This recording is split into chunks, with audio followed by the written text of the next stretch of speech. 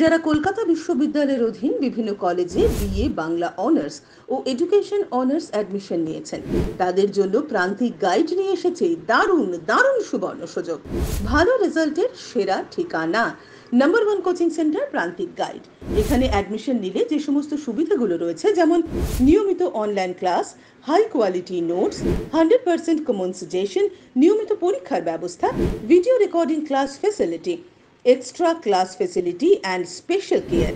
এছাড়াও পাস কোর্সের সমস্ত বিষয়ের নোটস, সাজেশন সহ ফুল সাপোর্ট অ্যান্ড গাইড। স্বল্প পারিশ্রমিকে এত ভালো সুবিধে কোথাও পাবেন না, তাই আমাদের সেন্টারে অ্যাডমিশন নিয়ে নিন। ক্লাস করাবেন স্বনামধন্য শিক্ষক ও লেখক রাজর্ষি হালদার। ভালো রেজাল্টের স্বপ্নকে বাস্তবায়িত করতে হলে প্রান্তিক guide first choice and best choice. তাই আজই নাম এনরোল করুন। শীঘ্রই ক্লাস শুরু হবে। সমস্ত পরিষেবা ফ্রিতে পেতে ভিজিট করুন আমাদের YouTube channel and Facebook page Prantik guide. আমাদের office Joynagar, Dakshin Barasat and Raidighi. Phone number 8101787705। নমস্কার, প্রান্তিক গাইডে সবাইকে শুভেচ্ছা অভিনন্দন। আজ আমি নিয়ে এসেছি কলকাতা বিশ্ববিদ্যালয় second semester political science general CC2 বা মাইনর 2 পেপারের লাস্ট মিনিট ফাইনাল সাজেশন।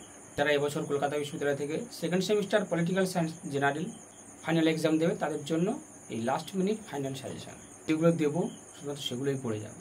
অবশ্যই কমন পেয়ে যাবে, নিশ্চিত থাকবে। প্রান্তিক গাইডের suggestion best quality, number 1 suggestion, 100% common suggestion. প্রান্তিক গাইডের সাজেশন ফলো করলে অন্য কোনো সাজেশন ফলো করার প্রয়োজন পড়বে না। যারা ভালো রেজাল্ট করতে চাও তারা সমস্তগুলো পড়বে, আমি যেগুলো দেবো, যে কোশ্চেনগুলো দেবো। কারণ দেখো, তোমাদের কিন্তু নতুন সিলেবাস, CCF বা NEP তোমাদের নতুন সিলেবাস। এই সিলেবাসে কিন্তু এখনো পর্যন্ত পরীক্ষা হয়নি, তাই হিউজ পুরো সিলেবাসটা গোটা পড়ে যাওয়া উচিত। সেখান থেকে কিন্তু অনেক প্রশ্ন বাছাই করে আমি দিয়ে দিচ্ছি। ভালো রেজাল্ট করতে গেলে অবশ্যই কিন্তু যে কোশ্চেনগুলো দিচ্ছি সেগুলো আগে মুখস্থ করে নাও, আর যেগুলো স্টার মারছি সেগুলো বেশি করে মুখস্থ করো। আর যারা পাস করতে চাও, শুধুমাত্র পাস করলে যাদের হবে তারা স্টার মার্কস কটাই করে যাবে। সুপারস্টার মারবো যেগুলো, সেগুলো আগে মুখস্থ করবে, তারপর অন্যগুলো মুখস্থ করবে। আমি সুপারস্টার মারবো, কম স্টার মারবো। সুপারস্টার কটা আগে মুখস্থ করবে, বেশি স্টার কম স্টার, এই বেশি স্টারগুলো আগে মুখস্থ করবে, তারপরে অন্যগুলো মুখস্থ করবে। আর যারা ভালো রেজাল্ট করতে চাও তারা কিন্তু সমস্তগুলো পড়বে, এটা আমি বারবার বলছি। কারণ তোমরা কিন্তু এই প্রথম ব্যাচ, CCF NEPর প্রথম ব্যাচ। আর এবারে কিন্তু সিলেবাস খুব বড়। পূর্বে যে CBSE এসেছিল, CBSE এর তুলনায় কিন্তু সিলেবাস খুব বড় এবং সাবজেক্টও হিউজ। তাই যাতে ফেল না হও সেই দিকটা একটু মাথায় রেখো। আমি যেগুলো দেবো বারবার বলছি সেগুলোই কিন্তু পড়ে যাবে। প্রান্তিক গাইডের suggestion best quality, number 1 suggestion. প্রান্তিক গাইডের সাজেশন ফলো করলে অন্য কোনো সাজেশন ফলো করার প্রয়োজন পড়ে না। 100% তুমি কমন পাবে, নিশ্চিত থাকো। আর এই পেপারের উপর যারা নোটস কালেক্ট করতে চাও, নিতে চাও, স্ক্রিনে দেওয়া নাম্বারে যোগাযোগ করবে, নোটস পেয়ে যাবে। প্রান্তিক গাইডের সঙ্গে থাকো, সমস্ত কিছু হেল্প পেয়ে যাবে। প্রান্তিক গাইডের সাজেশন ফলো করলে অন্য কোনো সাজেশন ফলো করার প্রয়োজন পড়বে না, নিশ্চিত থাকো, তুমি শিওর সাকসেস হবে। মডিউল 1-2 ভিত্তিক আমি কোশ্চেন বলে যাচ্ছি, লিখে নাও, তারপর স্টার মেরে দেবো। খুব ভালো একটা পেপার কিন্তু এই পেপারটা কিন্তু তোমরা খুব ভালো করে দখলে রাখো। আগামী দিনে যখন চাকরি বাকরি পরীক্ষা দিতে যাবে তোমাদের কিন্তু এই পেপারটার জ্ঞান কাজে লাগবে। ভারতের সংবিধান ও শাসনতন্ত্র, ইন্ডিয়ান কনস্টিটিউশনটা কিন্তু তোমাদের কম্পিটিটিভ এক্সামগুলোতে পাবে। ইন্ডিয়ান কনস্টিটিউশন থেকে কোশ্চেন আসে, এই কম্পিটিটিভ এক্সামের জন্য এই পেপারটা খুব এসেনশিয়াল অ্যান্ড ইম্পর্টেন্ট। মডিউল 1 থেকে 15 নম্বর জন্য লিখে নাও, ভারতীয় সংবিধান রচনায় গণপরিষদের ভূমিকা বা বৈশিষ্ট্যগুলি আলোচনা করো। ভারতীয় সংবিধান রচনায় গণপরিষদের ভূমিকা এবং বৈশিষ্ট্যগুলি আলোচনা করো। ভারতীয় সংবিধানে প্রস্তাবনার ভূমিকা কী তা আলোচনা করো। ভারতীয় সংবিধানে প্রস্তাবনার ভূমিকা কী তা আলোচনা করো। ভারতীয় সংবিধানে স্বাধীনতা ও সাম্যের অধিকার আলোচনা করো। ভারতীয় সংবিধানে স্বাধীনতা ও সাম্যের অধিকার আলোচনা করো। পরের প্রশ্ন, ভারতের প্রধানমন্ত্রীর ক্ষমতা ও কার্যাবলী আলোচনা করো। ভারতের প্রধানমন্ত্রীর ক্ষমতা ও কার্যাবলী আলোচনা করো। ভারতের রাষ্ট্রপতির ক্ষমতা ও কার্যাবলীগুলি কী কী তা আলোচনা করো। ভারতের রাষ্ট্রপতির ক্ষমতা ও কার্যাবলী আলোচনা করো। রাষ্ট্র পরিচালনায় নির্দেশমূলক নীতিগুলি কী কী তা আলোচনা করো। রাষ্ট্র পরিচালনায় নির্দেশমূলক নীতিগুলি কী কী তা আলোচনা করো। 6টা দিলাম, মাত্র 6টা মডিউল 1। সব থেকে কম প্রশ্নের সাজেশন কিন্তু আমি দিয়ে থাকি, সব থেকে কম প্রশ্নের সাজেশন। এবার মডিউল 1-এর 15 নম্বর জন্য স্টার মারো। ভারতীয় সংবিধানের প্রস্তাবনার ভূমিকা, সুপার স্টার মারো। ভারতের প্রধানমন্ত্রীর ক্ষমতা ও কার্যাবলী, সুপার স্টার মারো। ভারতের রাষ্ট্রপতির ক্ষমতা ও কার্যাবলী, এই 3টে কোশ্চেন সুপার স্টার মারো। মুখস্থ করে নাও এই 3টে কোশ্চেন, নেওয়ার পরে অন্যগুলো পড়ো, এতটাই ইম্পর্টেন্ট এই কোশ্চেনগুলো। ভারতের প্রধানমন্ত্রীর ক্ষমতা ও কার্যাবলী, রাষ্ট্রপতির ক্ষমতা ও কার্যাবলী। এই দুটো একদম সুপার করে জেনুইন করে মুখস্থ করো। আর ভারতীয় সংবিধান প্রস্তাবনার ভূমিকা। তারপরে অল্প স্টার মারবে ভারতীয় সংবিধান রচনায় গণপরিষদের ভূমিকা এবং বৈশিষ্ট্যগুলি কী কী তা আলোচনা করো, অল্প স্টার মারবে।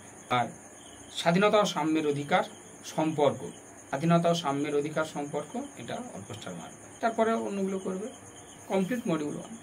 মডিউল 2 থেকে করবে লোকসভার ক্ষমতা ও কার্যাবলী কী কী তা আলোচনা করো, ভারতের লোকসভার স্পিকারের ভূমিকা ও কার্যাবলী আলোচনা করো, ভারতের লোকসভার স্পিকারের ভূমিকা ও কার্যাবলী আলোচনা করো, রাজ্য আইনসভার গঠন ও কার্যাবলী কী কী তা আলোচনা করো, ভারতের সুপ্রিম কোর্টের গঠন ও কার্যাবলী, দারুণ প্রশ্ন কিন্তু এটা, ভারতের সুপ্রিম কোর্টের গঠন ও কার্যাবলী বা ক্ষমতাও দিতে পারে, ঘুরিয়ে ফিরে তোমরা যেটা করবে সেটা একদম ভালো করে নাও। মুখ্যমন্ত্রীর ক্ষমতা ও কার্যাবলী আলোচনা করো, হাইকোর্টের গঠন ক্ষমতা ও কার্যাবলীগুলি কী কী তা আলোচনা করো, ভারতের বিচার ব্যবস্থার বৈশিষ্ট্যগুলি কী কী তা আলোচনা করো। এই কোশ্চেন কটা মডিউল 2 থেকে, এখান থেকে সুপারস্টার মারবে তোমরা। লোকসভার ক্ষমতা ও কার্যাবলী সুপারস্টার মারো, ভারতের লোকসভার স্পিকারের ভূমিকা ও কার্যাবলী সুপারস্টার মারো, আর ভারতের সুপ্রিম কোর্টের গঠন ও কার্যাবলী কী কী তা আলোচনা করো, মুখ্যমন্ত্রীর ক্ষমতা ও কার্যাবলী কী কী তা আলোচনা করো, সুপারস্টার মারো একদম। হাইকোর্টের গঠন ক্ষমতা ও কার্যাবলী সুপারস্টার মারো। বলে রাখছি মডিউল 1 আর 2 প্রধানমন্ত্রী আছে, মুখ্যমন্ত্রী আছে, এই দুটোর কোনো একটা অবশ্যই অবশ্যই অবশ্যই অবশ্যই আসবে। সুপ্রিম কোর্ট আছে, হাইকোর্ট আছে, দুটোর কোনো একটা অবশ্যই অবশ্যই অবশ্যই অবশ্যই আসবে। সুপারস্টার মারো। বোঝা গেল?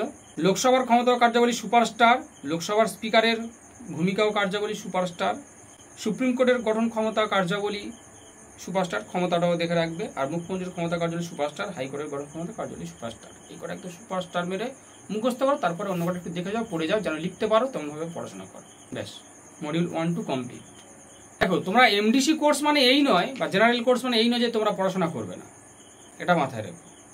এখন তো নতুন সিলেবাস, তোমাদের সিসিএফ এনইপিতে অনার্স জেনারেল বা মেজর মাইনর নো ডিফারেন্স, কোনো তফাৎ নেই, সব একই সিলেবাস। অনার্সের যা সিলেবাস, পাশেরও তাই সিলেবাস। তফাৎটা কোথায়? ঠিক 4 ইয়ার্সে গিয়ে 3rd ইয়ার পর্যন্ত, অর্থাৎ 6 সেমিস্টার পর্যন্ত কিন্তু একই সিলেবাসে পড়তে হবে তোমাদের honours general, major minor MDC. শুধুমাত্র ডিফারেন্স হবে সেই 4th ইয়ারে গিয়ে অনার্স আর অনার্স রিসার্চে। ডিফারেন্সটা কোথায়? টিকা 5 নম্বরের জন্য লিখে নেবে। গণপরিষদের গঠন, গণপরিষদের গঠন, প্রস্তাবনার গুরুত্ব, ভারতের নাগরিক সংশোধনী বিল অর্থাৎ সিএএ, এটা অবশ্যই অবশ্যই স্টার মারো, সুপারস্টার মারো। রাষ্ট্র পরিচালনায় নির্দেশমূলক নীতির গুরুত্ব, রাষ্ট্র পরিচালনায় নির্দেশমূলক নীতির গুরুত্ব, রাষ্ট্রপতির ভেটো ক্ষমতা, অর্থ কমিশন, ভারতের জাতীয় জরুরি অবস্থা ঘোষণার ফলাফল, ভারতের জাতীয় জরুরি অবস্থা ঘোষণার ফলাফল, অর্থ বিলের বৈশিষ্ট্য, জনস্বার্থ মামলা, ভারতীয় সংবিধানের সংশোধন পদ্ধতি। এই কোশ্চেন কটা হচ্ছে 5-এর জন্য। এখান থেকে সুপারস্টার মারো। গণপরিষদের গঠন সুপারস্টার মারো। প্রস্তাবনার গুরুত্ব, এটা তো বড়তেও রয়েছে।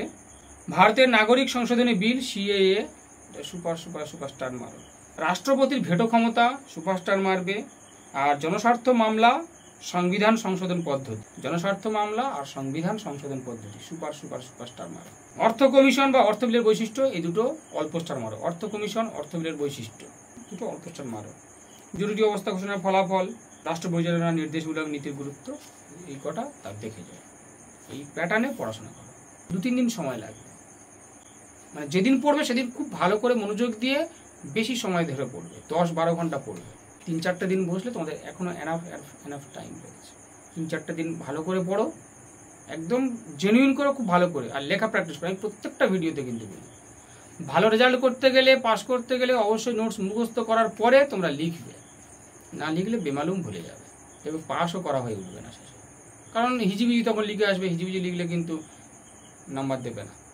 ক্যালকাটা ইউনিভার্সিটি পাস করা এতটা সহজ নয়, ভালো রেজাল্ট তো পরের কথা। যার জন্য এমডিসি বা জেনারেলে এত ফেল করে। খুব ভালো করে পড়ো, যেন অন্তত পাস হয়ে যাও তোমরা। আর প্রান্তিকারী সাজেশন ফলো করলে একটাও স্টুডেন্ট ফেল করবে না, এটা আমি গ্যারান্টি দিলাম, নিশ্চয়তা দিলাম। যেগুলো দেবো, যেগুলো বলবো, শুধু সেগুলোই পড়ে যাবে, বাইরের অতিরিক্ত কিছু করতে হবে না।